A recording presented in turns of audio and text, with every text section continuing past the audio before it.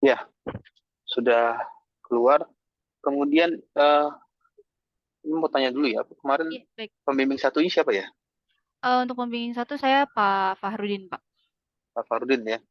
Betul. Ini Tiger Hitting Value, HHV, dan analisis Proximat. proximat terhadap kandungan variasi ukuran eh, wood pellet. Apa nih? Kayu ya, kayu. Iya, Kayu. betul. Pelet kayu. Bio pelet, ya, Pak. Ini mau dipakai buat apa ini? Nanti outputnya buat dipakai sebagai pengganti arang kayu, Pak. Biasanya kan di orang-orang biasanya makainya adalah arang kayu batok, Pak. Nah, karena harganya makin meningkat dari tahun ke tahun, maka dari itu dari unit pengelola sampah yang ada di Depok ini, mereka berkontribusi untuk mewujudkan wood pellet ini, Pak. Jadi karena wood pellet ini punya harga yang cenderung setengah harga dari arang biasa, Pak. Oke, kemudian untuk wood pellet ini nanti dibuatnya itu seperti apa dia ukurannya?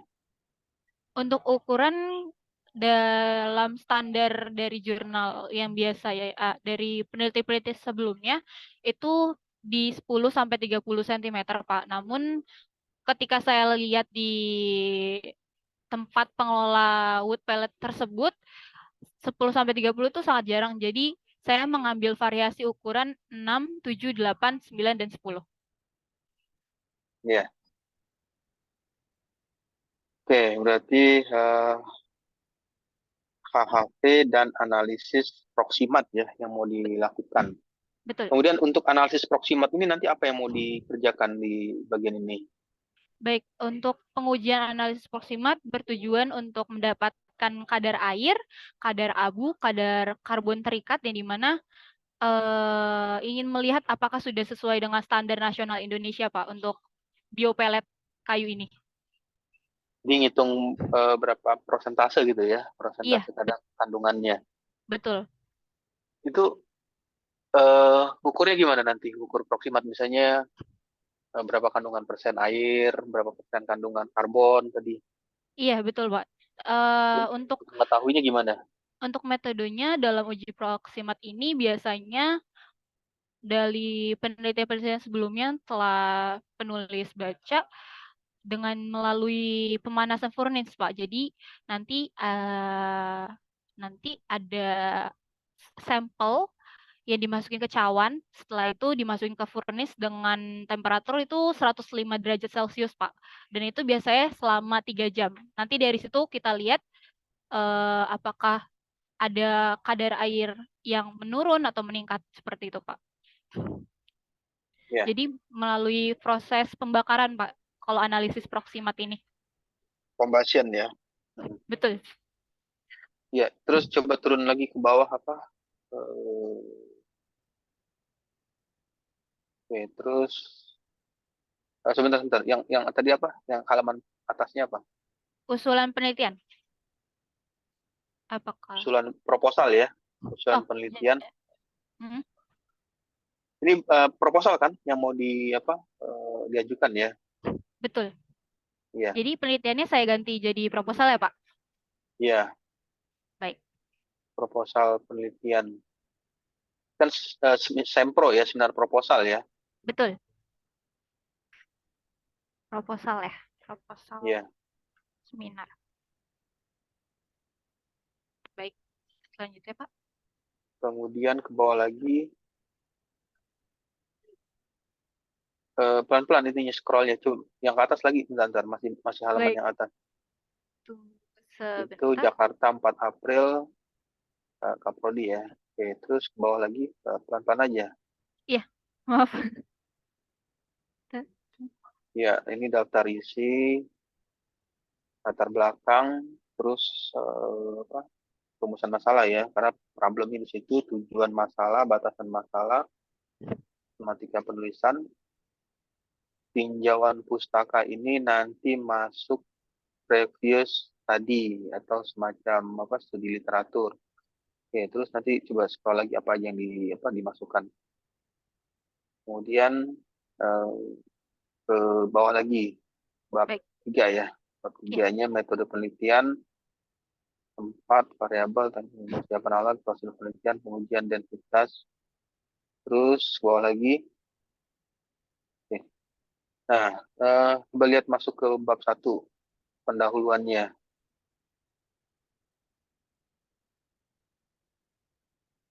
Ini bisa geser sedikit nggak layarnya. Nah, itu. Populasi jumlah penduduk sebesar 278.696 jiwa. Statistik 2023.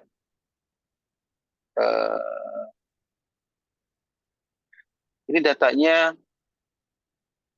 ada keluaran data terbaru lagi nggak? Data Untuk statistik 2024. untuk populasi penduduk yang saya cari updatean terakhir 2023, Pak. Belum ada yang terbaru ya. Betul. Ini dari mana? Dari website apa? Dari website. BPS Dari saya. website. Dari apa? Dari website Dari ya. badan Dewan Energi dari ya. apa? Dari Dewan Oh Energi ya, bukan. bukan. Berdasarkan data. Saya ngambil dari Badan Pusat Statistik, Pak.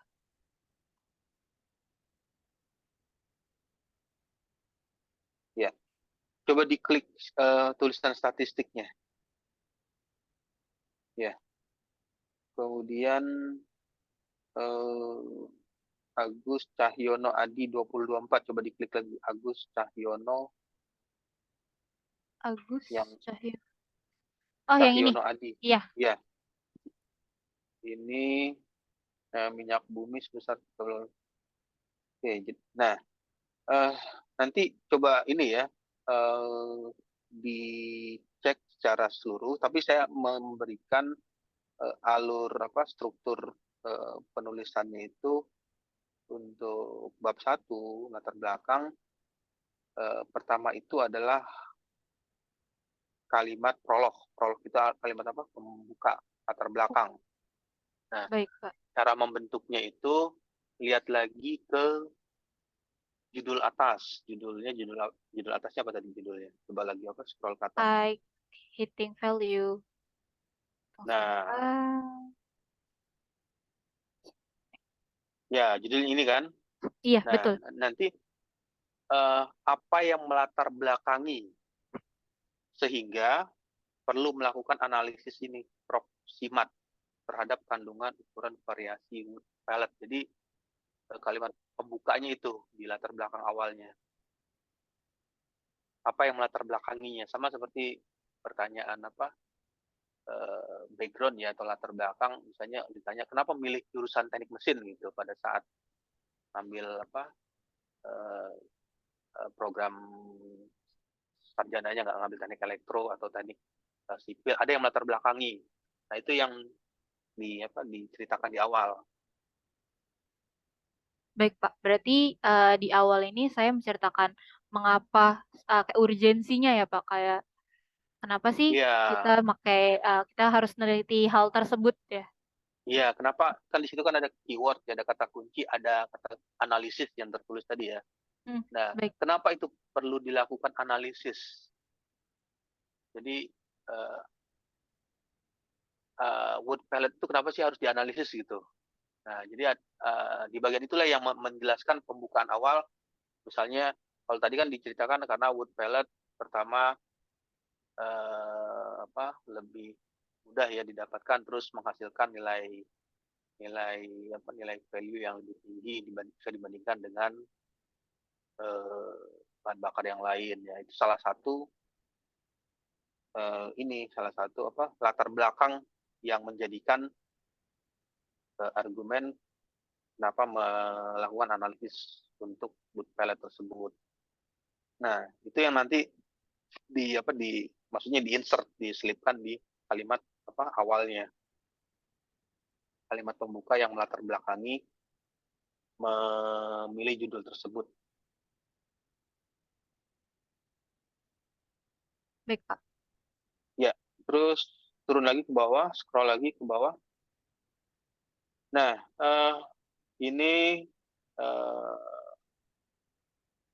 Oke, terus nanti di bagian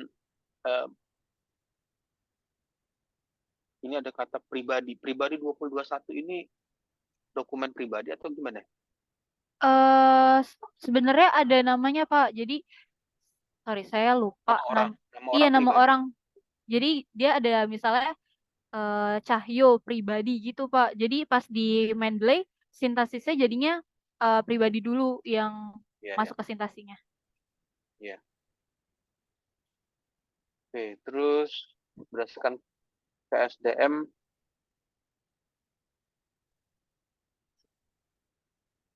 ini berdasarkan KE apa KSDM atau gimana tulisannya?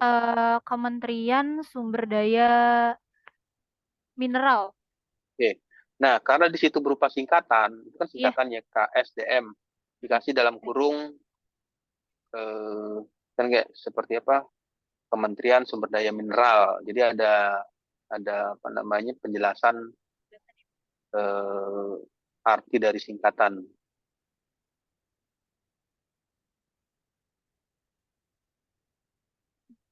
Terus singkatan lagi ada EBT. EBT itu kan ya walaupun orang udah tahu energi baru terbarukan, tapi dikasih apa penjelasan eh, singkatan dari apa itu EBT.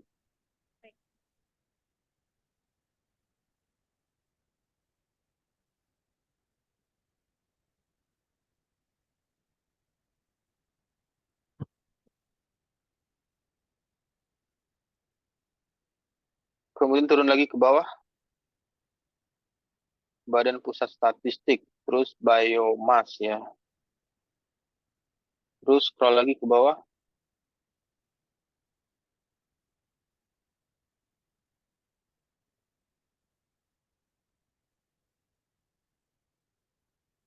terus ke bawah lagi. Maaf Pak.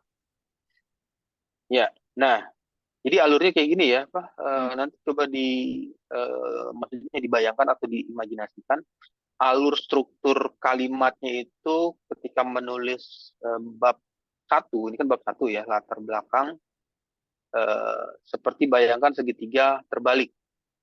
Segitiga terbalik itu ya artinya kan kalau sudut lancipnya kan di bawah ya, yang sisi lancipnya. Nah, ketika kalimat pembuka di bagian atas itu masih menjelaskan hal yang general, hal-hal yang umum. Hal yang umum, terus masuk lagi ke bagian bawah, mulai melakukan eh, apa semacam apa previous study, studi pendahuluan, studi sebelumnya di tahun yang lalu.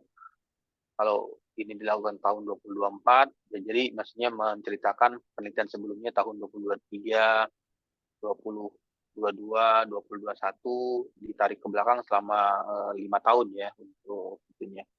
Nah, jadi nanti di bagian itu disusun, disesuaikan di struktur itunya. Kemudian semakin ke bawah, kalimat bawahnya itu semakin mengkerucut dia. Nah, semakin mengkerucutnya itu berarti mengarah ke kata kunci. Kata kuncinya tadi kan ada kata kunci, kalau dari judulnya ada proximat ya. Coba balik lagi ke atas. Baik Pak. Hmm. Pertama yang jadi keyword ya, bisa jadi keyword nih HHV, Higher Hitting Value, HHV itu bisa jadi kata kunci. Kemudian proximat. Proximat ini nanti jadi kata kunci eh, untuk misalnya proximat dengan kombinasinya wood pellet. Kan bisa aja nanti proximat untuk batu bara atau proximat untuk apa kayu bakar dan lain-lain. Tapi kalau bisa dikombinasikan dengan proximat eh, wood wood pellet, nah itu nanti coba ditelusuri. Nah, dari kata kunci ini nanti kan dapat tuh dari artikel sebelumnya atau dari hasil riset yang sudah pernah dikerjakan. Di bagian sebelumnya itu orang sudah mengerjakan apa? Nanti dimasukkan di situ, diceritakan. Jadi sama seperti kayak cerita cerita apa ya cerita cerita berseri gitu. Jadi kalau menyusun sebuah novel atau artikel kan jadi menceritakan oh ini episode part sebelumnya menceritakan ini, part berikutnya menceritakan ini, part selanjutnya menceritakan ini, dan di bagian yang mau di-display atau mau ditampilkan adalah ceritanya ini. Dan ceritanya itu berbeda dengan yang sudah pernah dikerjakan dari penelitian yang lalu. Nah, perbedaannya itu ya bisa dilakukan dengan cara misalnya mengkombinasikan atau memvariasikan modelnya, atau memvariasikan bentuk ukuran, atau memvariasikan dimensi, atau misalnya memvariasikan jenis kayunya. Misalnya kalau di penelitian sebelumnya, misalkan ya, yang sebelumnya itu menggunakan katakanlah wood pelletnya ini dari kayu yang kayu jati misalkan ya. Nah, tapi di bagian yang mau dikerjakan ini menggunakan kayu yang berbeda. Nah, itu di bagian itulah adalah celah yang bisa dimasuki untuk menceritakan hal-hal yang belum pernah dikerjakan oleh peneliti sebelumnya. Jadi alurnya itu ya. Nanti coba ditelusuri, maksudnya dilihat, dicek dibuka-buka lagi artikelnya. Secara garis besar, bayangkan seperti strukturnya itu seperti segitiga terbalik. Jadi kalau segitiga terbalik kan sisi lancipnya di bagian bawah, atau seperti piramida terbalik. Oke, terus balik lagi ke bawah.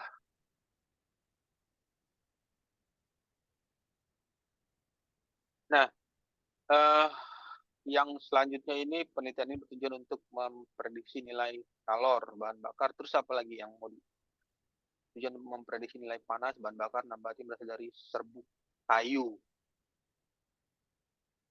Nah, mungkin bisa menambahkan juga ya, ini jenis serbuk kayunya dari kayu apa gitu. Baik. Yang akan digunakan gitu. Jadi nanti supaya memberikan seperti perbedaan, ada sedikit yang berbeda gitu. Sama seperti kayak misalnya orang kembar ya, misalnya Rina, Reni, itu pasti ada salah satu, walaupun terlahir kembar, ya pasti ada salah satu bagian yang unik gitu, yang nggak akan sama persis. Nah, di bagian ini juga ada yang harus keluar, apa yang membedakan dari penelitian yang sudah pernah dilakukan oleh orang lain. Nah, cara membedakannya ya mudah.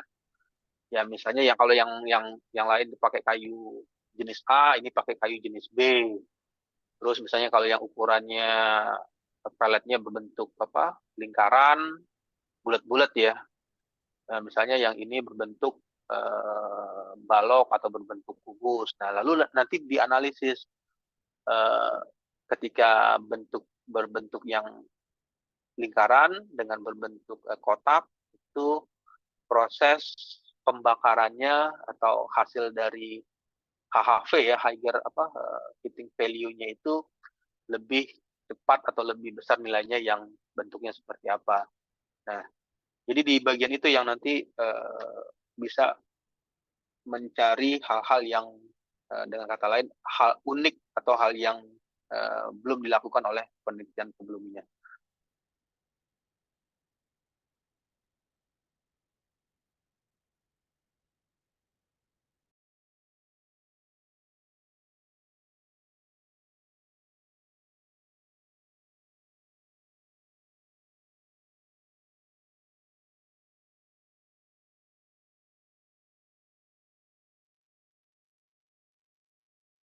Mohon maaf, Bapak, tadi saya keluar karena koneksinya mungkin. Oh, ya. Penelitian ini nantinya diharapkan menjadi sorotan dalam memanfaatkan limbah serbuk kayu menjadi wood pellet memiliki energi panas efektif digunakan pada rumah tangga dan industri kecil. Dari permasalahan yang sudah dijelaskan sebelumnya, harus mengambil topik penelitian dengan judul KHV. Ya, terus scroll lagi ke bawah. Nah, ini adalah yang 1.2 ya. 1.2 itu kan problem statement ditulisnya. Rumusan masalah. bagaimana kandungan produk wood pellet dan variasi ukuran terhadap AHV, Tiger Heating Value, dan analisis proximat. Faktor-faktor yang mempengaruhi kondisi analisis proximat sehingga produk tidak optimal dalam memprediksi.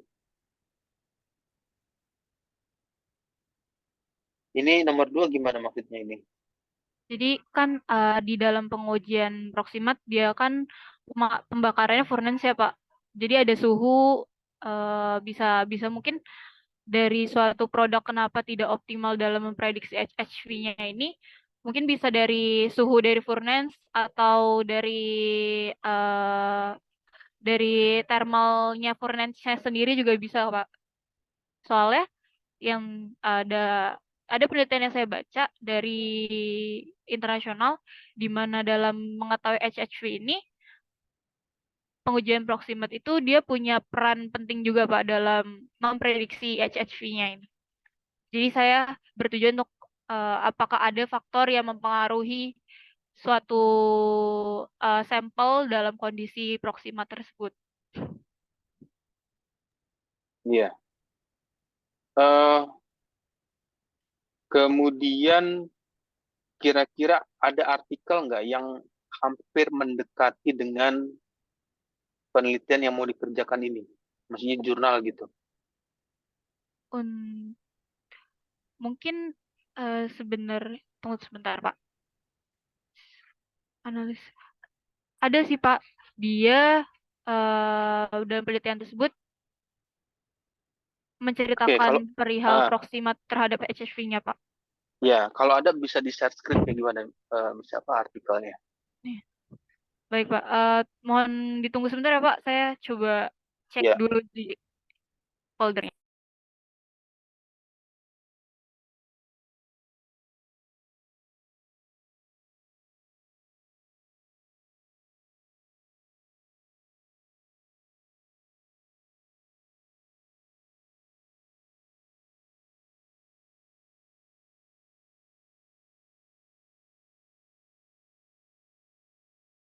di apa diskusinya.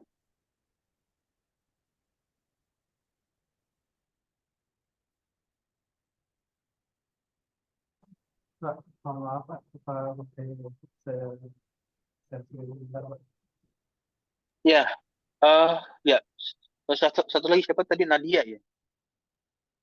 Iya Pak, ya mohon yang maaf. awal nanti Tadi untuk apa namanya surat tugasnya sudah dibuat belum?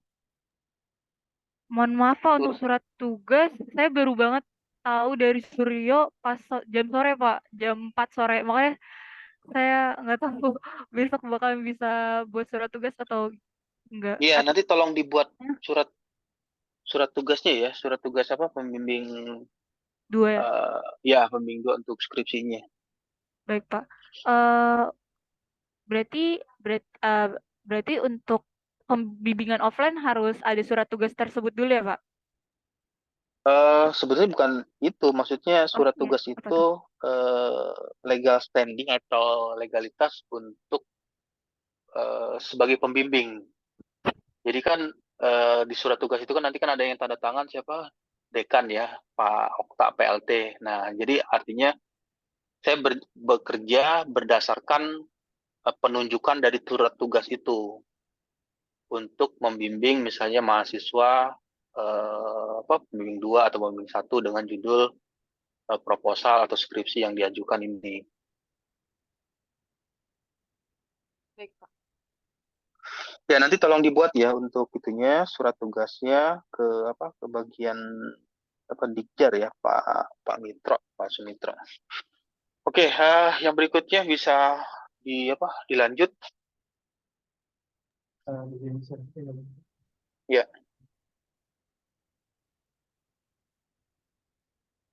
Kemudian bisa di-record ya untuk sesi diskusinya. Mohon maaf Pak, udah murah saya izin masuk Pak. Ya, Gini Pak, saya mau tanya kalau semisal kan bulan ini sudah dibuka ya Pak pendaftaran untuk seminar proposal. Jika saya ingin mengejar hal tersebut, apakah bisa Pak untuk proposal saya setelah nanti revisian ini dari Bapak bagaimana? Ya, untuk itunya bisa ya. Jadi nanti bisa dilakukan ya untuk revisi atau perbaikannya.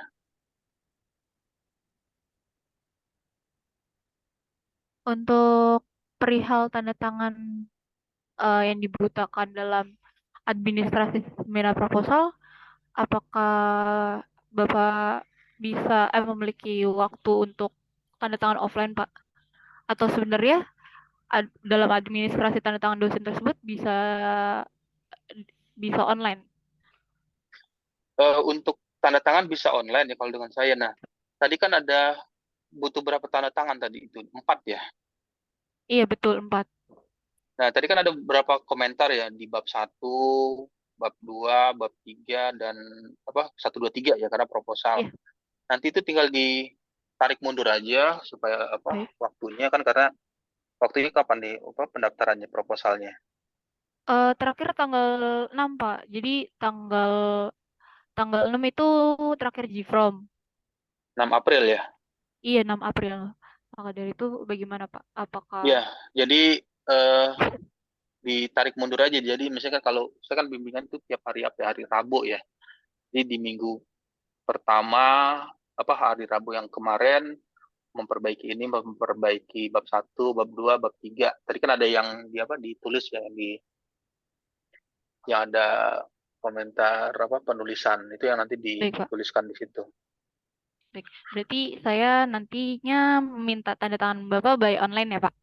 Ya, online aja ya. Baik.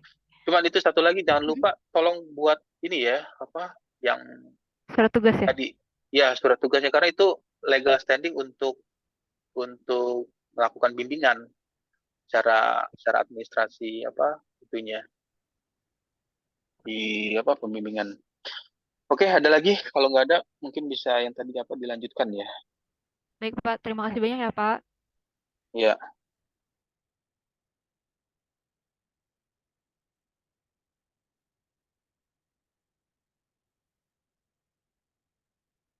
Jadi Pak, apa sudah terlihat Pak?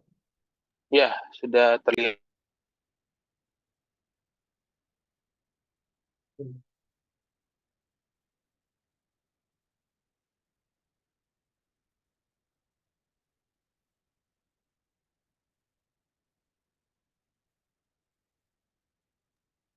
Nah, ini gimana ceritanya yang sudah dilakukan?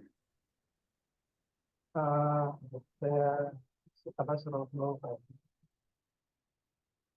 Ini latar belakang ya Pak.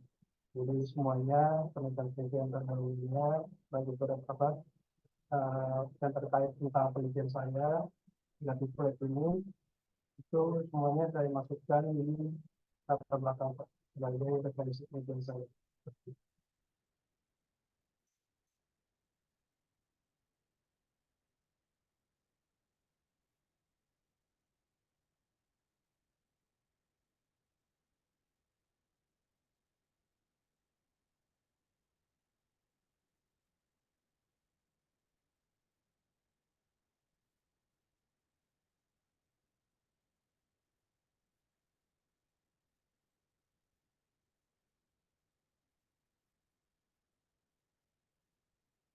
Maaf Pak, ini perlu ya. Ya, ya bisa Oke, di apa? Dilanjut ya cerita yang tadi. ya jadi apa namanya eh, ya awalnya latar belakang awalnya terus ini masuk ke penelitian sebelumnya Pak. Review study ini salah satu yang kawan-kawan meneliti nama grup ada airfoil, ada beberapa airfoil yang kita teliti, di antaranya ada SD 7330, ada T17, ada Meca 6408 sama FFA 20541. Nah, ini mereka menggunakan Ganiflex untuk melihat bagaimana performa aerodinamis pada masing-masing meca tersebut. Nah, di antara beberapa airfoil tersebut, mereka meneliti dalam tes dua dimensi maupun tiga dimensi. Nah, pada yang dua dimensi ini mereka menggunakan jumlah elemen 20.000 itu mereka terapkan, sedangkan yang tiga dimensi mereka menerapkan jumlah elemen 400.000. Nah, mereka ini menggunakan parameter bilangan elemennya ditetapkan sebesar 1 kali 10⁵ dengan variasi dengan kemudian kuotanya itu juga ditetapkan, tidak divariasikan. Nah, ini untuk yang untuk masing-masing level mereka tetapkan sendiri bilangan elemennya, kemudian kuotanya sendiri. Sedangkan untuk yang tiga dimensi mereka juga tetapkan parameternya untuk yang bilangan layout sekitar 7 kali 10⁵ sama perbedaannya untuk yang tiga dimensi mereka menggunakan variasi dari platnya itu antara 0,5 sampai 1%. Gitu. Dan pada penelitian Salcedo ini dan kawan-kawan itu dihasilkan bahwa untuk yang tiga dimensi ini ternyata terjadi peningkatan nilai CL pada sudut serang 6 derajat sekitar 15% jika dibandingkan dengan yang plain base atau yang tanpa garis flat. Sedangkan pada yang 14 derajat ini pada sudut maksimumnya nilai CL maksimumnya itu peningkatannya sebesar 4% dari nilai dari plain base atau dari airfoil yang tanpa menggunakan garis flat.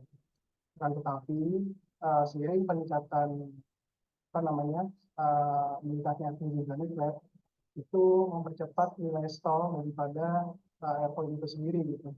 Sedangkan kalau yang untuk 0,5% itu restore lebih awal sekitar 4 derajat dari yang plain airfoil atau yang tanpa garis flat.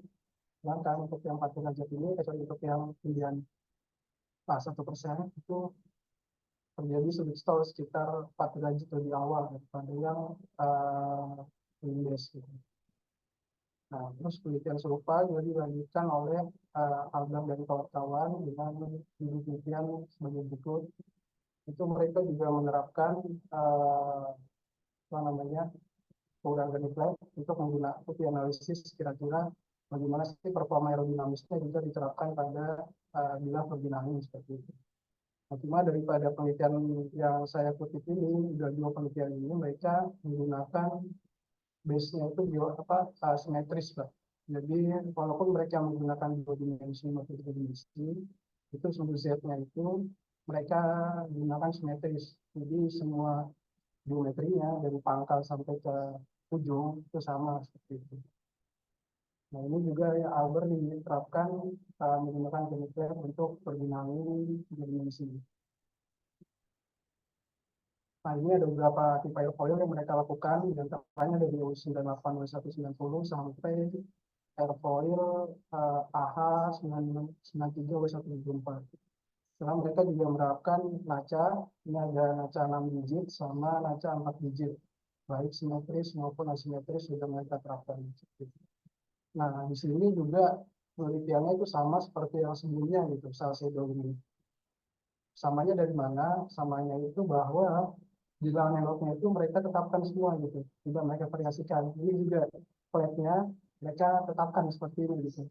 Dan ini mereka asumsi bahwa dari penelitian mereka ini, dari referensi mereka itu, ternyata untuk yang penelitian naca ini lebih bagusnya segini, gitu. Untuk naca ini lebih bagusnya segini. Mereka tidak memvariasikan bahwa apakah ada perbedaan seperti itu. Kalau misalkan di dalam envelope-nya itu dirubah, apakah tinggi 0,5% ini masih efektif digunakan pada naca ini seperti itu. Nah, itu mereka tidak meneliti, cuma mereka meneliti terkait performa aerodinamisnya seperti apa jika diterapkan dari itu. Nah, hasilnya menunjukkan tren yang cukup positif pada semua tipe airfoil, di mana pengujian itu mendekatkan rata-rata nilai maksimum CL-nya sebesar 3% pada masing-masing airfoil, dan nilai coefficient of power-nya itu sebesar 3%. Serta ada juga peningkatan nilai CG sebesar 6% gitu. Jadi masing-masing airfoil ini rata-rata. Nah, selain itu ternyata penggunaan garis itu bisa meningkatkan produksi listrik tahunan sebesar 0,0%, sebesar 0,8%. Nah, ini juga ada penelitian serupa dilakukan oleh Mansi dan kawan-kawan. Ini dengan judul seperti ini, mereka juga menerapkan lebih terkhusus lagi, mereka lebih terperinci lagi. Yang awalnya kan cuma wind turbine, ini bisa digunakan untuk vertikal, ini bisa digunakan untuk horizontal juga, dua-duanya. Dan ini sudah dispesifikkan untuk horizontal axis dari turbin.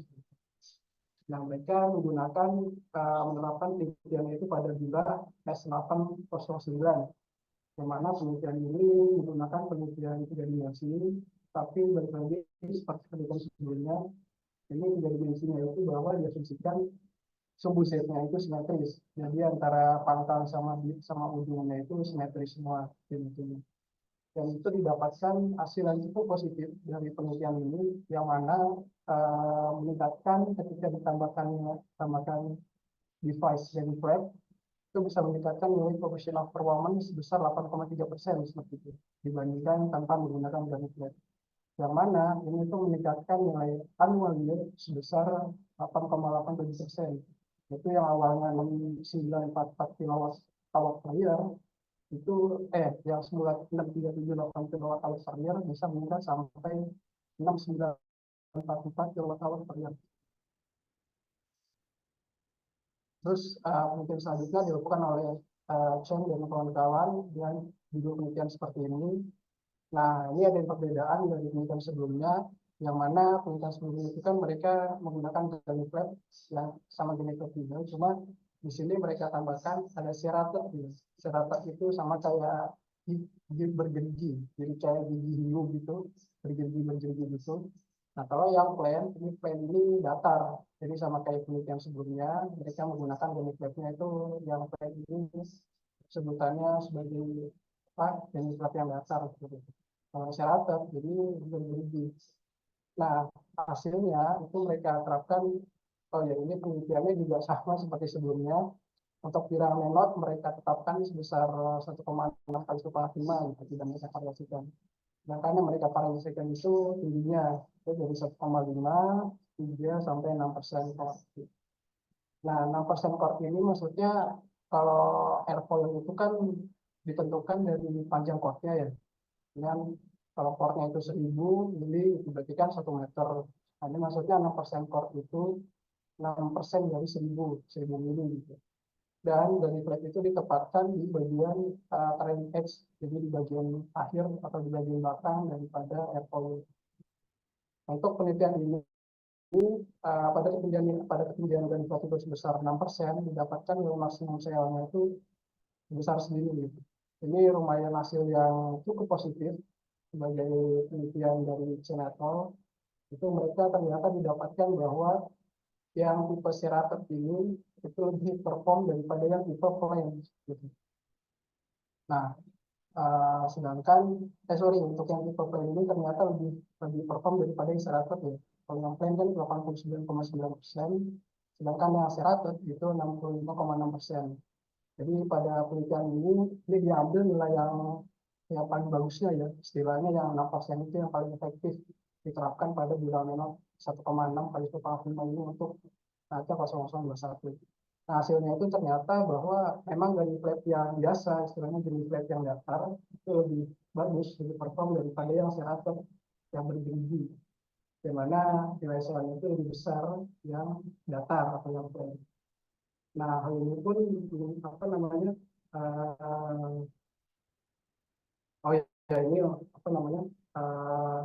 untuk yang Ceratot ini, untuk yang bergerigi ini ternyata memiliki nilai rasio lift to drag yang lebih besar daripada yang plan ketika unit flat height-nya itu kurang dari 6% seperti itu. Jadi hal itu juga tidak menutup kemungkinan bahwa itu lebih baik gitu. Tapi kan ini saya baca ini hasil dari overall penelitian itu ternyata yang 6% ini lebih efektif daripada yang 1,5 sampai 3%. Nah, itu penelitian dari Cenatol. Sementara untuk penelitian selanjutnya itu dilakukan oleh Lee dan kawan-kawan dengan metode dengan judul penelitian itu sebagai berikut: efek dari penerapan gun flap pada unit airfoil 809 ya, 809. Nah, ini memiliki tentang efek dari penerapan bentuk gun flap. Jadi mereka memiliki ada yang gun flapnya itu rectangular, itu biasa, yang sama gun flap yang biasa itu diterapkan itu persegi panjang, sama yang rektangular segitiga. Nah, Adapun untuk parameter inputannya, itu bilangan remote-nya masih ditetapkan, divariasikan sebesar 1 kali 10⁻⁶. Sedangkan ketinggiannya itu ditetapkan, dan ini variasinya berupa variasi geometri, rektangular sama segi panjang, sama variasi lebar flatnya. Itu lebar flatnya mereka variasikan sebesar 0,2, 0,6 sama 1%. Nah, didapatkan hasil bahwa untuk rectangular flat dengan lebar 0,2 sampai 1%, pada sudut serang 1 derajat, 1,03 derajat itu terjadi peningkatan nilai sel yang cukup lumayan besar, cukup positif. Itu kalau yang 0,2 sekitar 102%, itu peningkatan nilai selnya dibandingkan yang clean base atau yang airfoil biasa tanpa dari flat. Sedangkan untuk yang 1% itu ada peningkatan sebesar 89% gitu, peningkatan nilai selnya. Selain itu, untuk sudut serang 7 derajat, itu nilai CL-nya juga lumayan besar, masih cukup tinggi, masih di atas 25%. Untuk 0,2%, lebarnya itu ada di tingkatannya 28% dari clean base atau dari airfoil biasa. Sedangkan untuk yang 1%, peningkatannya masih di atas 20%, sekitar 23% nilai CL-nya daripada yang yang clean base.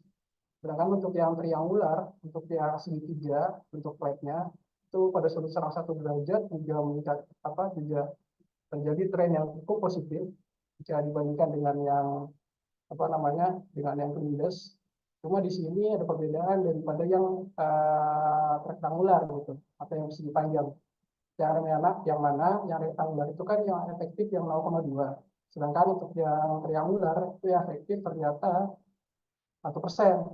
Cukup mengejutkan bahwa makin lebar flapnya atau makin lebar jadi flapnya ternyata makin efektif gitu di bentuk segitiga ini.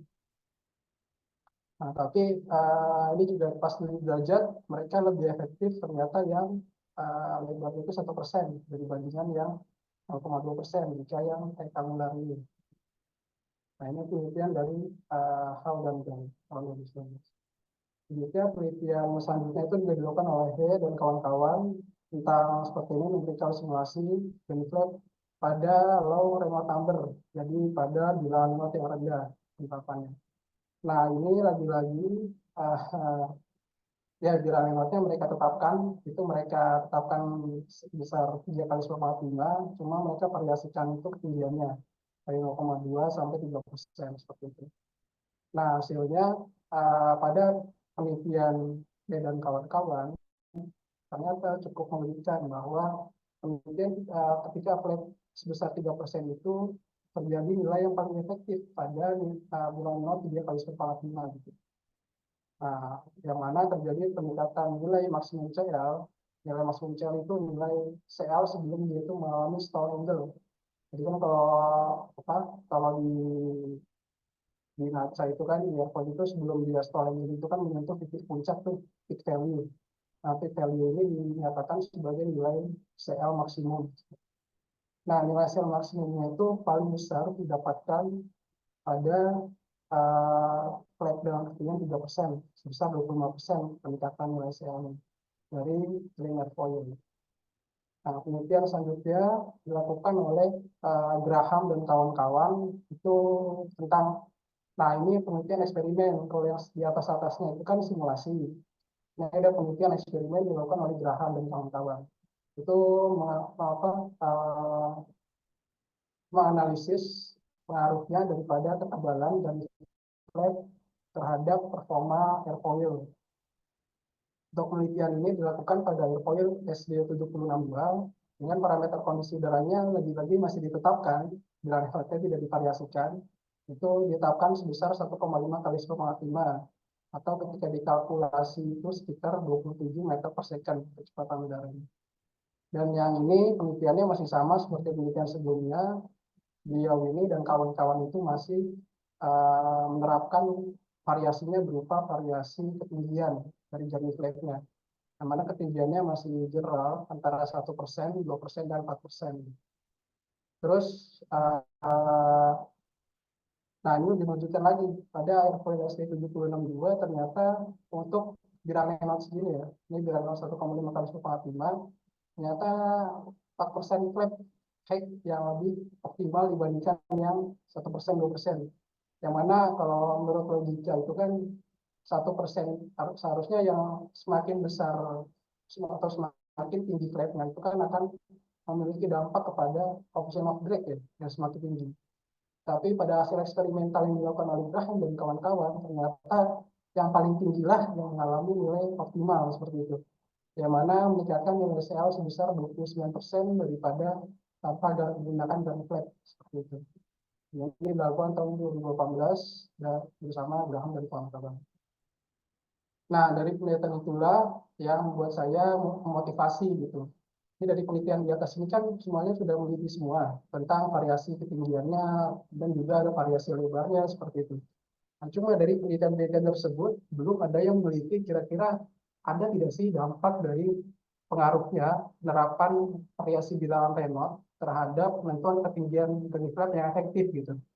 Yang mana dari penelitian sebelumnya itu kan mereka masih menerapkan oh bilangan Reynolds-nya ditetapkan nih, cuma variasinya yang divariasikan itu cuma ketinggiannya gitu. Tapi apakah ada pengaruhnya ketika kita juga memvariasikan bilangan Reynolds-nya itu dan juga kita memvariasikan juga ketinggiannya seperti itu.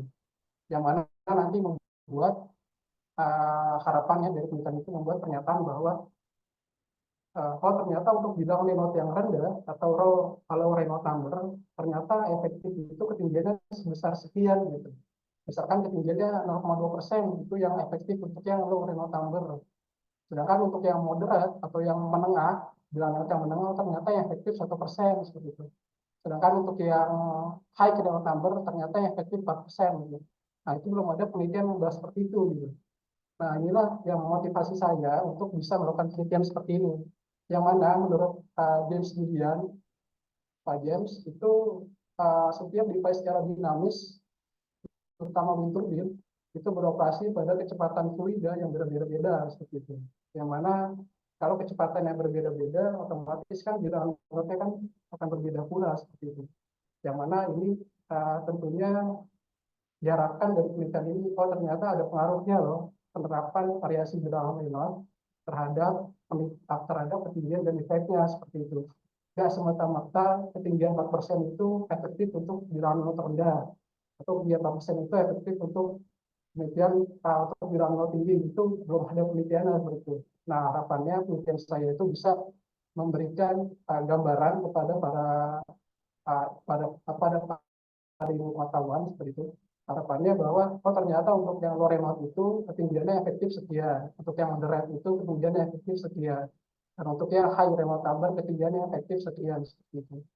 Nah, mungkin kira-kira seperti itu dari latar belakang penelitian saya seperti itu Pak. Nah, yang mana dari penelitian itu didapatkan rumusan masalah satu, bagaimana sih pengaruh daripada penetapan variasi bilangan Reynolds terhadap ketinggian granitnya seperti itu. Apakah nantinya untuk bilangan terendah itu granitnya yang efektif berapa? Ntar yang Reynolds sedang yang berapa? Kalau Reynolds tambahnya tinggi berapa? Nah, ini didasarkan kepada performa aerodinamisnya seperti itu.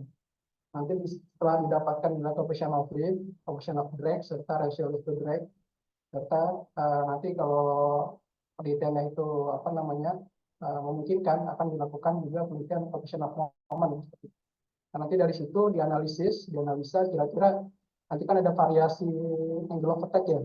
Variasi angle of attack itu dianalisiskan kira-kira oh ternyata dari variasi angle of attack dari 0 derajat sampai 25 derajat itu ketinggiannya efektif sekian nih untuk di dalam rendah gitu. Nah, itu nanti hasil dari hal ini jawabannya untuk menjawab permasalahan masalah yang pertama ini. Terus bagaimana caranya kita mendapatkan performa aerodinamisnya gitu. Nah, caranya kita mendapatkan dulu nilai coefficient of lift-nya gitu. Jadi permasalahan masalah yang kedua itu lanjut dari permasalahan masalah yang pertama.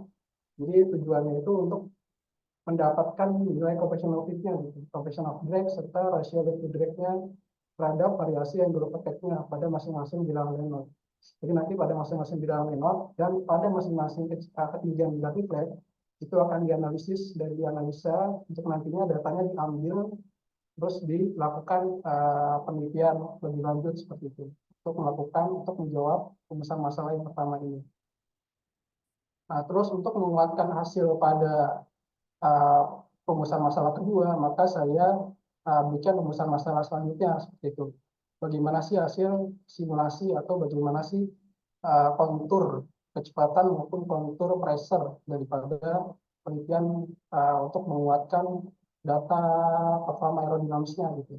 Nanti dari situ kan bisa istilahnya agak lebih apa namanya sains ya. Itu nanti kan dari situ penelitiannya nanti ada berupa apa namanya separasi atau apa itu kan nanti bisa ditunjukkan daripada kontur velocity atau kontur pressure seperti itu. Nah, adapun untuk tujuannya ya tujuannya balik lagi untuk menjawab daripada rumusan masalah seperti itu. Rumusan masalah saya kebetulan A3, maka tujuan penelitian saya 3. Itu yang pertama untuk mendapatkan hasil berupa analisis berpengaruh pada si bilangan not terhadap ketinggian defeknya yang efektif. Itu nanti apakah untuk bilangan not rendah dari variasi apa namanya dari variasi ketinggian yang saya lakukan, oh ternyata yang efektif itu yang sekian persen loh dari core untuk bilangan not rendah.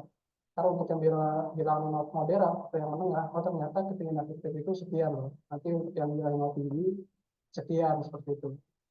Terus yang kedua, mendapatkan nilai proporsionalitasnya untuk bisa melakukan analisis pada performa aerodinamis seperti itu. Yang kedua.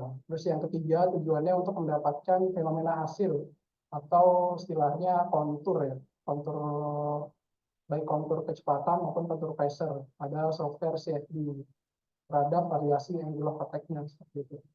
Jadi nanti masing-masing angle of attack, jadi kan ada penelitian ASIS itu sekali penelitian itu kan satu angle of attack. Jadi ketika kita menerapkan 0 sampai 25 derajat, berarti satu metode itu misalkan ambillah metode pertama lower number. Berarti di situ kita lakukan 25 kali simulasi seperti itu untuk mendapatkan mendapatkan variasi data variasi angle of attack-nya gitu. Nah, itu yang ketiga. Terus batasan masalahnya sini NACA yang saya gunakan itu adalah NACA 1418. Kenapa saya gunakan NACA 1418? Karena sudah ada penelitian lebih langsung yang membahas terutama di Indonesia ya. Itu sudah ada penelitiannya secara eksperimen menggunakan NACA 1418 sebagai horizontal axis wind turbine seperti itu. Nah, tipenya itu tipe taperless. Lagi, taperless itu kan dari pangkal sampai ujung kan sama diameternya. Jadi nilai yang saya asumsikan untuk dilakukan pengujian berupa NACA 1418. Serta ada juga penelitian yang membahas pengaruh komparasi antara NACA 1418 dengan NACA 0012. Dan ternyata NACA 1418 itu lebih efektif digunakan sebagai wind turbine dibandingkan NACA 0012. Gitu. Nah, hal inilah yang membuat saya latar belakangnya bahwa saya lakukan NACA 1418. Dan juga dari penelitian ini belum ada yang menggunakan NACA 1418 gitu, sebagai penerapan dummy flat. Nah, ini kan tujuan saya sebagai menambahkan sebagai menambah ilmu pengetahuan seperti itu, maka saya menggunakan NACA 1418 ini untuk dilakukan penelitian untuk nantinya mendapatkan kira-kira efektif atau tidaknya digunakan seperti itu, agar nanti ketika penelitian lebih lanjut lebih spesifik ingin menerapkan pada vertical axis atau horizontal axis, mereka sudah ada gambaran gitu. Nah, ternyata NACA 1418 ini efektifnya digunakan untuk wind turbine berdasarkan penelitian yang saya lakukan ini nanti sebagai gambaran seperti itu. Oh ternyata ketika mereka menggunakan horizontal axis untuk bilangan rendah, itu dari penelitian saya ternyata efektif seperti ini gitu. Jadi mereka punya gambaran, dari bukan acuan sih, cuma gambaran aja gitu. Ketika mereka bermain di bilangan yang rendah atau kecepatan udara rendah, saya juga sudah punya penelitiannya yang mewakili floater number untuk mereka lakukan pemasangan defect sesuai dengan yang mengacu pada penelitian saya seperti itu dari hasil simulasi. Nah, untuk panjang kortea saya terapkan sebesar 1 meter atau 1000 mili, dan untuk variasi angle of attack-nya saya simulasikan atau saya variasikan dari 0 derajat sampai 25 derajat. Untuk software yang digunakan itu CFD berupa akses peluang, terus lebih tepatnya akses student seperti itu. Terus yang kelima, ini variasi ketinggiannya saya variasikan antara 0,5% sampai 3,5%. Yang mana dari penelitian ini pun saya mengacu pada penelitian ini gitu. Ini ada yang 0,25 sampai 3% dan 1% sama 4% seperti itu. Yang mana pada penelitian tersebut itu dari penelitian mereka mengacunya kepada penelitian Lee, yang mana dari penelitian Lee ini membahas bahwa ketinggian genetiap yang efektif diterapkan pada setiap gila atau masing-masing airfoil itu ketinggiannya dari 0,5 sampai 5%.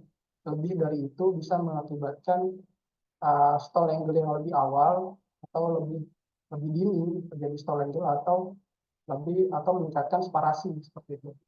Pada penelitian ini saya batasi ketinggiannya antara 0,5 sampai 3,5% dari core. Terus variasi bilang lewatnya itu saya variasikan untuk mengakomodir 3 segmen bilang lewat seperti ini. Jadi untuk yang 1,1 kali 10 pangkat 4 untuk mengakomodir floor note number. Nanti yang 10 pangkat 5, yang segmen 10 pangkat 5 untuk mengakomodir moderate note number. Kita untuk yang 6 kali 10 pangkat 6 untuk mengakomodir high note number seperti itu. Jadi di penelitian saya ini nanti variasi ketinggian dari 0,5 sampai 3,5 ini itu diterapkan pada masing-masing segmen bilang lewat ini. Jadi untuk mendapatkan untuk menjawab pertanyaan, balik lagi menjawab pertanyaan rumusan masalah yang pertama. Dan untuk simulasinya saya lakukan secara 2 dimensi. Kenapa 2 dimensi? Karena dari penelitian ini saya lebih terfokus kepada penelitian yang bilahnya itu simetris seperti itu. Seperti penelitian saya ini yang saya kutip semua penelitian itu mereka yang 3 dimensi, terutama itu simetris seperti itu. Dan juga untuk yang 1418 ini, yang horizontal axis itu yang telah dilakukan eksperimen itu juga taperless. Jadi dari pangkal sampai ujungnya itu simetris juga. Nah, inilah yang membuat saya akhirnya membuat simplifikasi bahwa penelitian saya itu dilakukan secara 2 dimensi. Mengingat dari sumbu Z-nya itu simetris, artinya geometrinya itu sama dari pangkal sama ujung. Nah, ini ada sistem penulisan seperti general, seperti biasa. Ini bab 1 sampai 5. Terus bab 2 ada tujuan pustaka. Ini bahasa tentang airfoil. Ada leading edge, ada trailing edge. Leading edge itu bagian depannya, terus trailing edge itu bagian belakang, tempat dipasangkan, tempat tulis pasangkan itu garnish flaps. Nah, outline itu atau juga bisa disebut sebagai tali busur merupakan garis lurus yang membentang sampai dari leading edge sampai trailing edge seperti itu. Nah, biasanya panjang dari airfoil itu ditentukan misalkan yang membuat bilah gitu. Nanti penentuan awalnya itu pasti outline-nya berapa gitu. Kalau outline-nya 1 meter, apakah setengah meter atau berapa gitu. Outline ini aturannya sebagai panjangnya. Terus chamber merupakan perbandingan jarak itu antara upper surface dengan under surface gitu. Terus ini ada chamber lain itu garis tengah bagi tempat atau posisi kedudukan itu yang bentuknya cembung seperti itu. Nanti di bawah ada penjelasannya, ada gambarnya. Terus ini thickness, ini ketebalan airfoilnya. Ini biasanya bisa dilakukan secara ini thickness ini biasanya ada macam 2412. Nah, itu nanti yang belakangnya itu menambahkan thickness-nya seperti itu. Terus ini angle of attack atau sudut serang, terus ini push angle, frontier, dan radius. Nah, ini mungkin kira-kira seperti ini untuk airfoil ini. Ini ada lift force yang atas, ini ada drag force yang paralel seperti ini. Yang atas ini lift force. Terus di sini ada sudut pemiringan, ada ketebalan dari jari, dari setengah, ini ada persamaan gaya lift, persamaan gaya drag. Jadi ada persamaannya untuk mendapatkan compression of drag ataupun compression of lift. Nah, di sini ada penelitian dari Sanca bahwa kita tahu bagaimana airfoil itu efektif atau airfoil itu bagus diterapkan sebagai bilah atau blade, itu tergantung daripada rasio lift to drag-nya seperti itu. Ketika nanti saya terapkan dari blade, ternyata rasionya itu lebih besar daripada 30, atau rasionya itu lebih di bawah 30 gitu.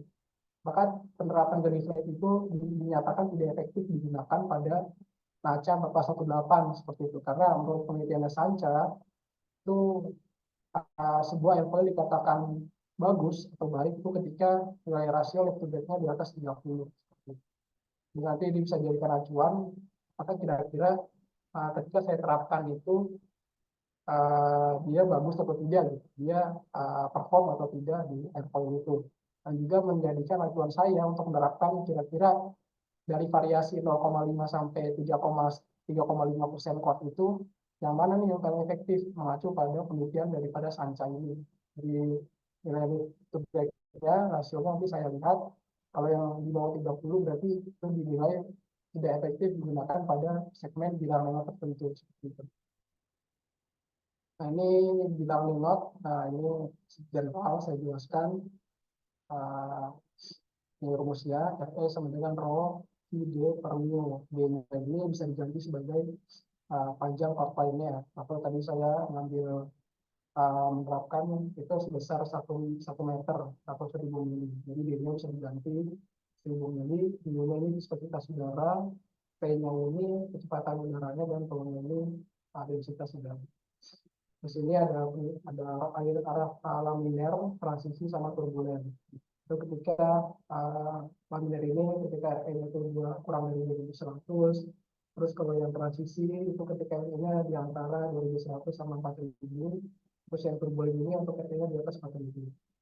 Sini ada sudut-sudut pada bila, ada angle contact, ada flow angle, sudut aliran, sama sudut punta. Terus ada coefficient of lift.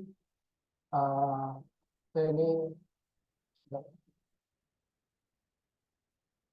ada singkat coefficient of lift. Itu yang tadi yang mana tadi sudah saya jelaskan. Ini ada rumus eksaknya, dan ini ya cuma aljabar matematis saja, cuma di ya perhitungan aljabar saja. Jadi saya itu sama dengan 2 ada FL itu gaya lift atau gaya angkat, P ini tekanan, dinamis, dan A ini surface area dari airport. Terus ini ada penjelasan singkat mengenai CFD.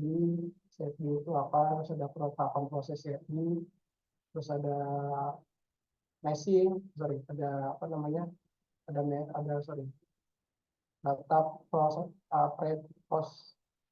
preprosesor, terus ada meshing, terus ada mesh independent test. Nah, ini mesh independent test ini dilakukan oleh Aspriliansa. Ini seperti ini mesh independent test ini tergantung nanti apa namanya, ada yang menggunakan DCI seperti metode yang dilakukan oleh Pak James, atau metode seperti ini bukan satu-satu. Jadi untuk diterapkan kira-kira untuk misalkan untuk elemen sekian gitu, jumlah notnya sekian, itu nanti dihasilkan torsinya berapa, di compare sama eksperimen, nanti mendapatkan error sekian. Itu cara yang biasa atau cara yang apa namanya ya yang dasar diterapkan. Cuma kalau yang DCI ada lagi menggunakan logaritmik natural, itu yang dilakukan oleh Pak James Julian pada penelitiannya seperti itu.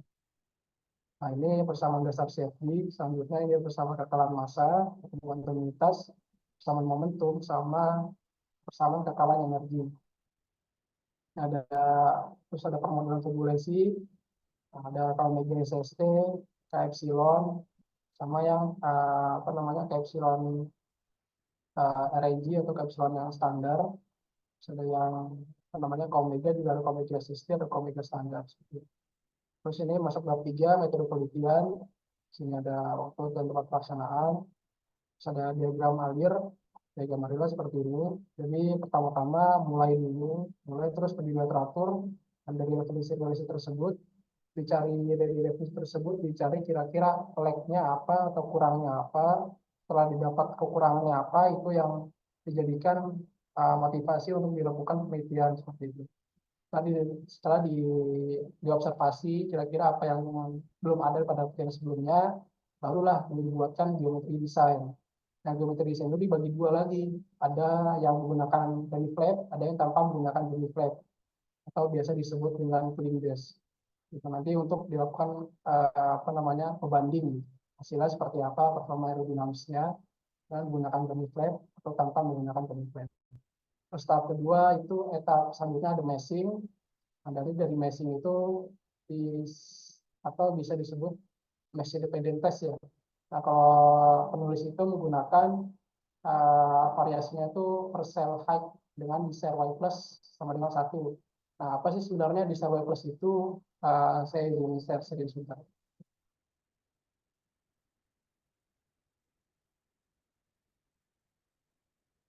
Nah, inilah sebenarnya y plus ya.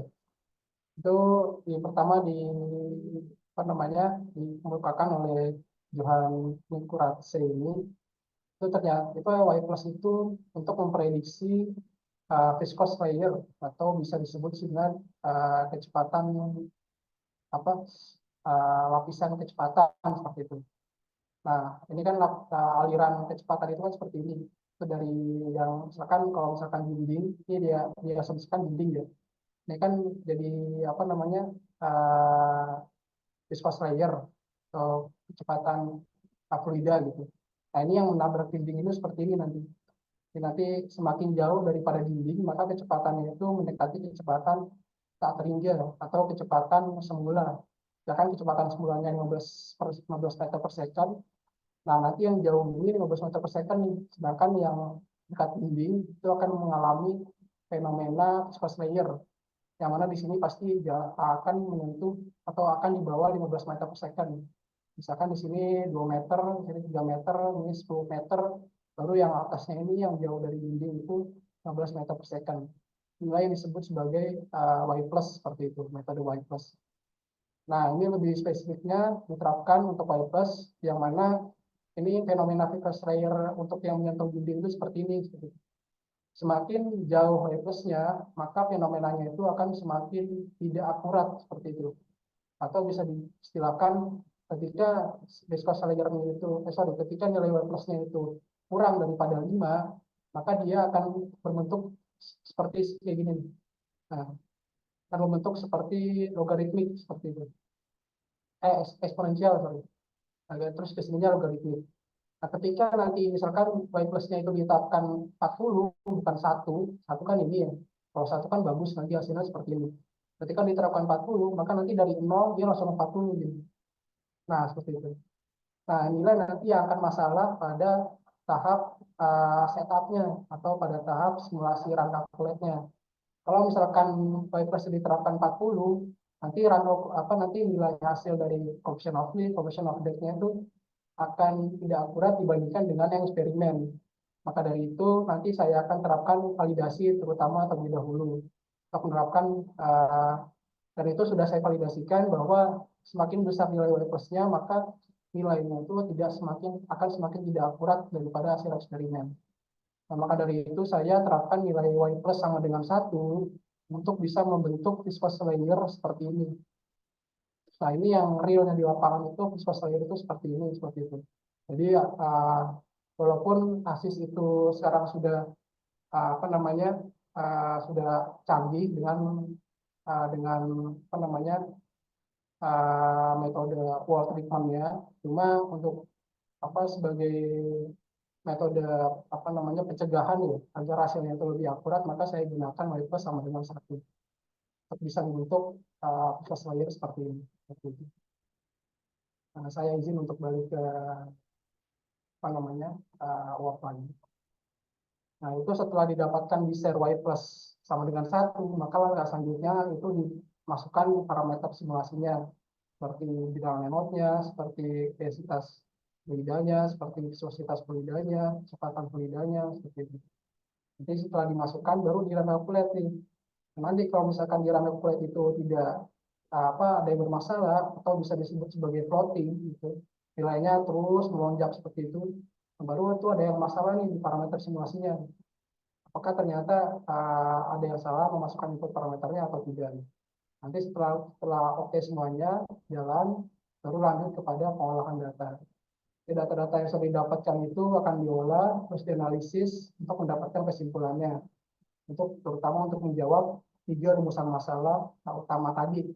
Terutama yang pertama ya, itu kira-kira yang core-nya itu menjawab seberapa penting sih apa namanya core dari penelitian itu kan untuk mendapatkan pernyataan bahwa oh kira-kira untuk lawan ini variasi bilangan ini berpengaruh loh, oh ternyata atau tidak seperti itu. Karena kan belum ada penelitian yang melakukan itu, maka nanti akan diharapkan akan mendapatkan pernyataan bahwa variasi viral load ternyata berpengaruh atau variasi viral load ternyata tidak terlalu signifikan gitu terhadap penerapan ketinggian gamis rate-nya seperti itu. Nah, ini selanjutnya ada studi literatur, itu tadi apa namanya previous study. Nah, ini ada geometri desainnya seperti ini.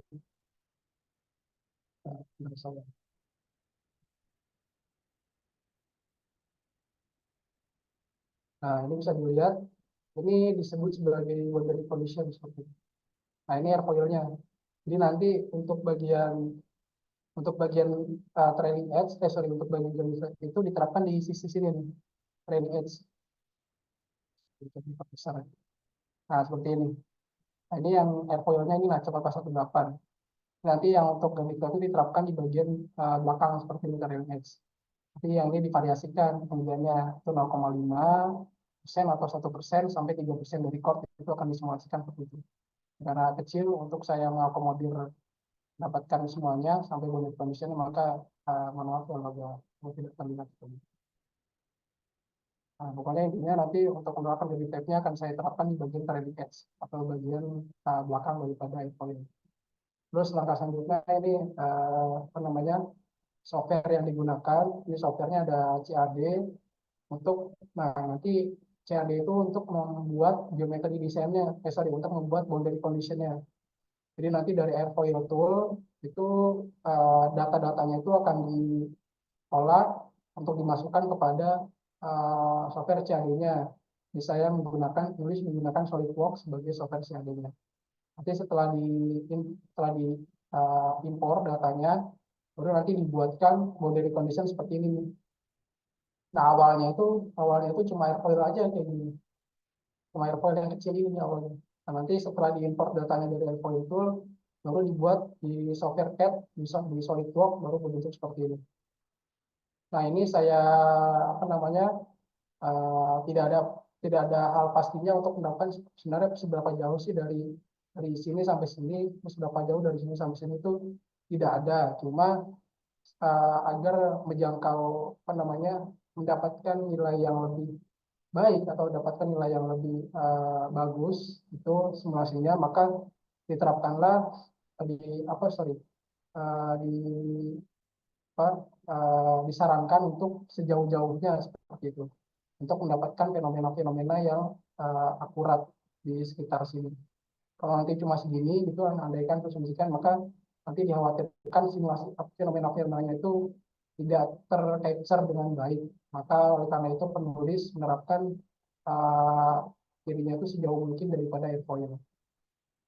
Terus ini ada apa namanya dari sampai software CAD ya. Terus kedua ada software CFD, ini menggunakan ANSYS. Nah, terus ada software pengolahan angka dan penulisan, olah angkanya Excel, atau penulisannya Word. Cuma metode simulasi yang apa namanya dari airfoil terus diimport kepada software CAD SolidWorks. Nah ini seperti ini untuk hasil meshingnya. Nah, nanti penjelasan singkat sedikit. Ini masuk dengan apa namanya dimasukkan dengan Y plus itu nanti dari per layer ini dari surface itu nilainya sekecil mungkin seperti itu. Nanti dari sini nanti agar lebih jelasnya nanti saya akan lihatkan langsung di software ANSYS-nya ya. Nanti akan saya lihat.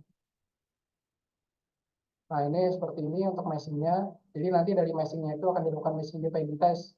Ini saya terapkan langsung yang terbagusnya ini sekitar 200.000 elemen. Ini udah yang fine ya. Nanti bisa diterapkan lagi pakai metode Y plus untuk filenya itu lebih besar, sebesar bisa ditujukan sebesar 400.000 elemen, yang mediumnya 200.000 dan yang cost-nya itu sebesar 50.000. Nah, ini langkah-langkahnya ada meshing, terus setelah di meshing itu terus parameter simulasi yang dimasukkan di setup. Di sini tadi law model data ini akan saya tambahkan yang nanti dari 10 pangkat 4, 10 pangkat 5, 10 pangkat 6 ini mewakili masing-masing segmen di dalam Reynolds seperti itu. Untuk resource modelnya saya menggunakan Omega SST, ini steady state. Nah, pas steady state karena dari penelitian di atas itu sudah ada yang meneliti gitu. Antara transient sama steady itu tidak jauh beda. Dia sudah yang penelitian ini sudah diterapkan 2 dimensi maupun 3 dimensi pada penelitian sebelumnya. Yang saya seperti tadi di latar belakang, ternyata tidak terlalu signifikan perbedaannya antara yang steady state sama yang transient. Malah membuat kalau dilihat dari penelitian yang saya baca itu membuat penelitiannya lebih lama, sekitar jauh-jauh lebih lama, yang mana yang transient itu yang mana yang steady itu 6 jam, 30 menit, yang transient itu sekitar 5 jam atau 6 jam seperti itu. Dan menghasilkan hasil yang kurang lebih sama seperti itu. Dan maka dari itu saya sebagai untuk menghemat waktu, maka saya membuat penelitian itu dalam kondisi steady. Gitu. Berdasarkan pertimbangan dari penelitian sebelumnya. Terus yang titik 9 ini solver atau untuk mendapatkan hasil berupa kontur-kontur velocity, kontur pressure, gitu, untuk mendapatkan itu di solver. Terus setelah dapat itu semua, itu baru masukkan ke software pengolah data tadi, Excel maupun yang angka. Software ya, data terus dianalisis kira-kira. Barulah di sini inti core dari penelitiannya mendapatkan analisis kira-kira bagaimana berdasarkan performa aerodinamisnya. Itu apakah ternyata gini flat yang ketinggian sekian itu efektif diterapkan pada low Reynolds atau bilangan atau yang sekian persen itu diterapkan pada moderat atau high Reynolds seperti itu. Yang mana nanti setelah dianalisis akan ditarik kesimpulan. Terus ya mungkin itu Pak dari penelitian saya, ini dari daftar pustakanya. Ini. Yang kurang lebih seperti itu Pak. Iya, suaranya jelas terdengar ya. Iya Pak, jelas Pak. Suara bisa masuk. Masuk Pak. Ya, kemudian ini ya, nanti proposal itu isinya bab 1, 2, dan 3 ya. Di pembahasannya sampai bab 1, 2, dan 3. Lalu untuk simulasi ini menggunakan jumlah mesh-nya berapa banyak grid-nya itu? Nanti rencananya mau kan nanti ada mesh independent test Pak. Nanti saya lakukan mesh independent test, kira-kira yang terbaik yang mana, apakah 200.000 elemen atau 400.000 elemen itu yang saya gunakan sebagai simulasi Pak, seperti itu. Ya. Nanti akan saya Untuk lakukan mesh-nya ini gimana? Ada hasil yang, maksudnya yang contoh yang sudah iya, yang mau digunakan mesh-nya seperti apa? Ya sebentar Pak, saya stop dulu. Saya buka aplikasi dulu Pak ya, software.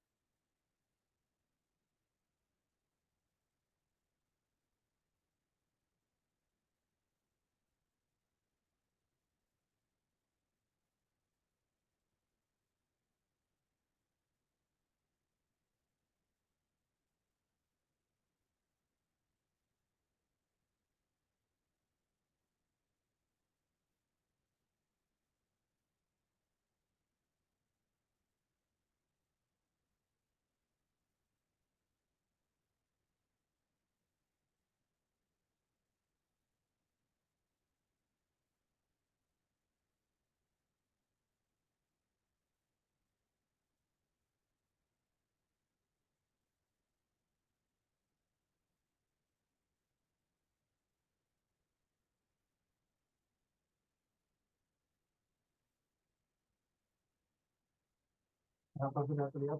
Ya, oke. Jadi Ini kira-kira seperti ini, Pak. eh, Mes ya. tipe mesh-nya Pak segi 4 ya, Segi 4 ya. coba di zoom. Ya, Ya, segi 4. oke. Nah, ini nanti bisa ditampilkan, maksudnya di metode tadi, metode tadi udah dimasukkan belum model mesh yang dipergunakan? Oh iya, belum saya terapkan di metode ini dari 43. Ya, jadi nanti ditambahkan di situ Hmm. untuk model mesh yang digunakan, tipenya tipe apa yang pakai Ya, di bagian simulasi ini. nah, izin Pak, tadi yang dimaksudkan dengan Y plus itu parcel height-nya Pak, antara ini sama yang atas. Jadi ini kan sudah saya pertimbangkan dengan desain Y plus tadi sampai dengan 1 ya. Itu dirapatkan nilai height-nya itu sebesar segini. Jadi kalau misalkan dia sekitar 6 kali 10 pangkat 6 seperti itu. Dan ini sudah saya hitung di kalkulator Y plus, ternyata nilainya masuk gitu Pak, masuk dalam jangkauan Y plus, besar Y plus sampai dengan 1. Jadi dari sini akan saya lakukan mesh independent test Pak. Ini kan yang masuk sekitar, ini kan sebenarnya penelitian untuk yang mesh ini masuk Y plus sampai dengan 1. Jadi untuk yang Y plus yang tidak sampai dengan 1 atau yang ini lebih besar, ini kan 6 kali 10 pangkat 6. Nanti kalau yang lebih besar sekitar 6 kali 10 pangkat 5 seperti itu, nanti kayak gimana hasilnya seperti itu. Jadi yang saya lakukan masih berbasis. Kurang lebih seperti itu Pak untuk yang Y plus. Iya, oke. Oke, ada lagi? Kalau nggak ada mungkin saya rasa cukup ya. Kemudian jangan lupa nanti juga diskusi dengan pembimbing siapa kedua ya, Pak Farudin ya. Ya, udah sih Pak, waktu itu saya sudah diskusi. Katanya besok kan saya mau minta tanda tangan Pak. Kalau Pak Ya, Farudin katanya bisa. Cuman untuk yang Bapak nanti gimana Pak ya? Agar saya bisa ini aja ketinggalan dikirim sekarang. online aja. Oh nanti saya japri ya Pak. Ya, Pak, gitu. sama itu lagi tadi ya, sama kayak siapa? Nadia ya. Tolong dibuat juga Apa? untuk surat tugasnya. Oh, surat tugas. Itu Ya, dimintakan langsung ya Pak ya? Ke Diktir Pak. kenapa? Itu berarti minta ke Diktir dulu Pak. Ya, minta ke Digjar. Itu surat tugasnya itu kan nanti di bagian akhir itu ada tanda tangan dari eh, dekan, Atau, PLT dekan oh, Pak Okta, berarti ada terakhirnya itu ada tanda tangan dari oh dari iya, ini, iya. dari dekannya. Oh, iya.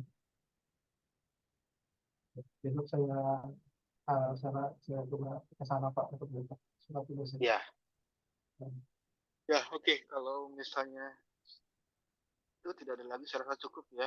Kemudian Iya nanti Pak. Siap. persiapkan dengan baik untuk Iya Pak. proposalnya di slide PowerPoint bab Hmm. 1, 2, dan 3. Kemudian untuk karena slide PowerPoint itu berupa pointer-pointer, nanti cari poin-poin penting Iya Pak. yang Iya mau Pak. ditampilkan. Jadi jangan maksudnya jangan kopas dari Word terus Hmm. dipindahin ke ini ke PowerPoint. Jadi baca paragraf atau kalimatnya, kemudian ada PowerPoint atau poin penting itu yang nanti dimasukkan Iya. di bagian itu slide PowerPoint-nya.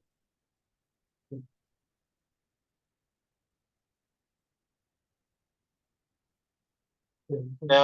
Ini Nah, seminarnya kapan? Seminar proposalnya, jadwalnya. Setelah Eh, Lebaran ya? kalau iya Pak, kalau rencananya sih dari Pak Arif itu tanggal 24 Pak. Kan itu di Tanggal berapa? sama tanggal 24 April sampai 3 Mei. 24 April ya? Iya. Awalnya. Katanya kan akan Iya. disamakan juga sama skripsi Pak ya. Iya. Dibarengin. Nah, Iya. cuma, nah, cuma untuk yang daftarnya lain tanggal 6 juga. Tanggal 6 April, hari Sabtu.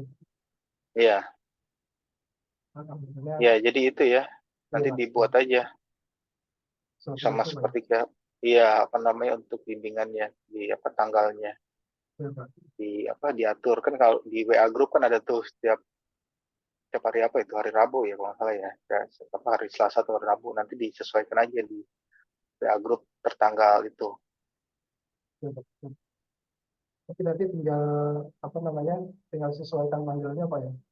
Iya, sesuaikan tanggalnya, kemudian nanti saya tanda tangan digital untuk apa administrasi 4 kali pertemuan ya. Jadi nanti Bukan tangannya. mekanismenya apa Pak?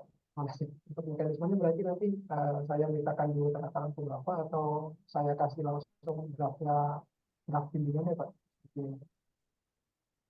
Ini yang lembar formulir itunya kan ada, lembar asistensi kan ada tuh yang. Iya Pak. Nah, itu nanti diisi Oh iya, misalnya siap. tanggal 1 nomor 1 tanggal berapa, nomor 2 tanggal berapa, nomor 3 tanggal berapa, 4 tanggal berapa. Nah, nanti eh, kan ada paraf. Nah, itu nanti saya tanda tangan digital aja untuk itunya.